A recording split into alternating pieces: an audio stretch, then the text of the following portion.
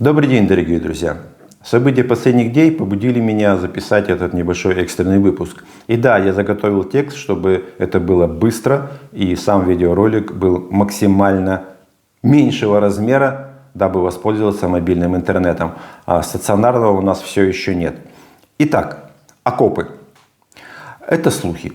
Никто из тех, кто о них рассказывает и повествует об ужасах радиационного поражения, эти окопы не видел. Нет ни снимков с дронов, ни из космоса.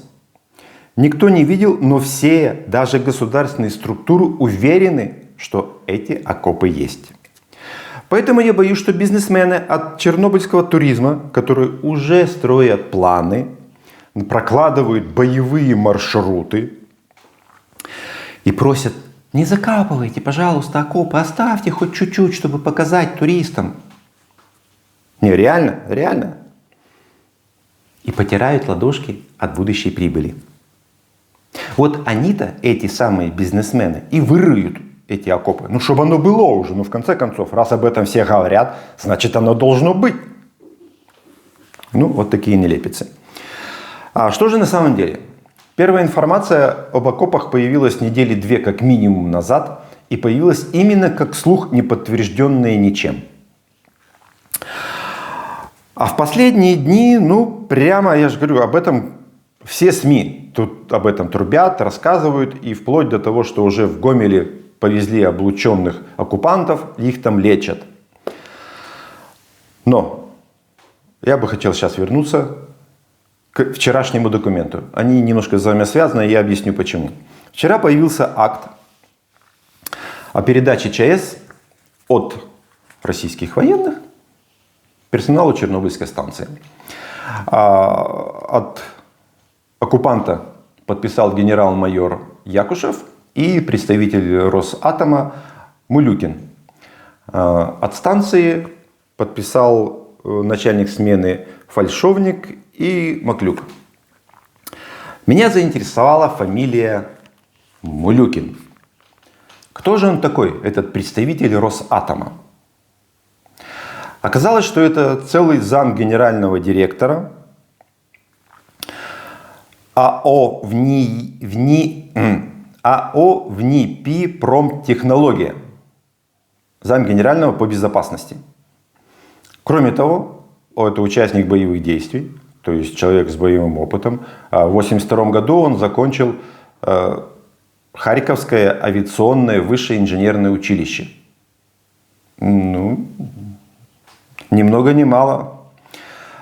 Этот институт, где он зам генерального директора, участвовал в ликвидации последствий Чернобыльской аварии. В частности, они разрабатывали проекты могильников радиоактивных отходов. И вполне возможно, они участвовали в проекте по захоронению рыжего леса, которого, кстати, сейчас уже нет. Потому что я еще раз хочу сказать, что рыжего леса в Чернобыльской зоне нет. Есть место, где он когда-то был. Это чтобы вот запомнили все четко. И есть рыжий лис, а рыжего леса нет. Вернемся к Мулюкину. Врага можно ненавидеть. И уверяю вас, в Украине российских военных и вообще, к сожалению, всех русских очень многие просто ненавидят. Но недооценивать врага нельзя. Поэтому я думаю, что вот этот самый Николай Николаевич Мулюкин достаточно грамотный мужик. По всей видимости, сам участвовал в ликвидации Чернобыльской аварии. Он знает, где и какая радиационная обстановка в Чернобыльской зоне была во время ликвидации и после нее.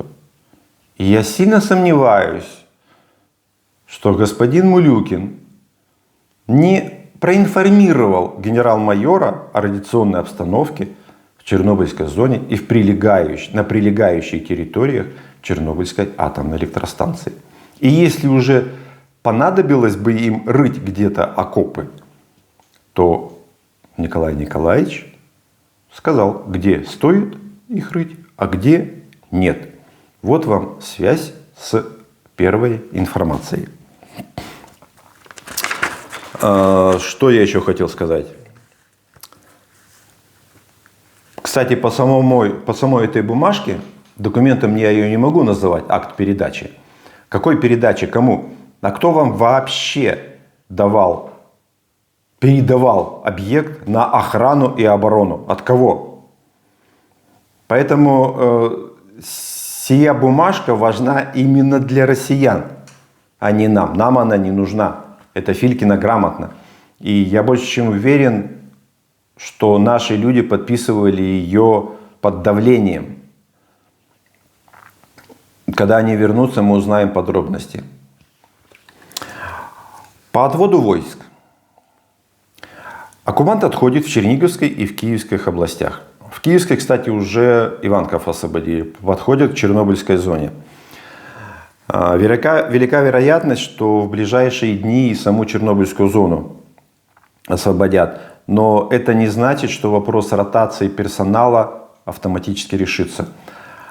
Через Беларусь возить все еще опасно. Беларусь остается союзником агрессора. И доверять ей точно так же, как и самому агрессору, ни в коем случае нельзя. Поэтому по территории Беларуси из Славутича на Чернобыльскую АЭС ездить пока нельзя. Будут искать какие-то обходные пути. И я предполагаю, что могут перейти на вахтовый метод работы 15-15, как это было после Чернобыльской катастрофы. В принципе, это было бы, наверное, логично. Найти где-то жилье, допустим, в Иванкове, там бы они могли спать, ночевать и возвращаться на работу на станцию. Вот такие вот новости. Быстренько экспромтом. И к нормальной жизни станция вернется только после победы. Так же, как и вся Украина, как и вся мы. И будем восстанавливать нашу цветущую Украину. А немножко о грустном. Вчера и сегодня Славутич прощался со своими защитниками. 4 славутчанина погибли во время боев за город.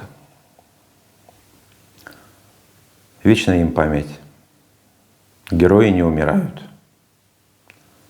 Ну а мы будем жить и помнить.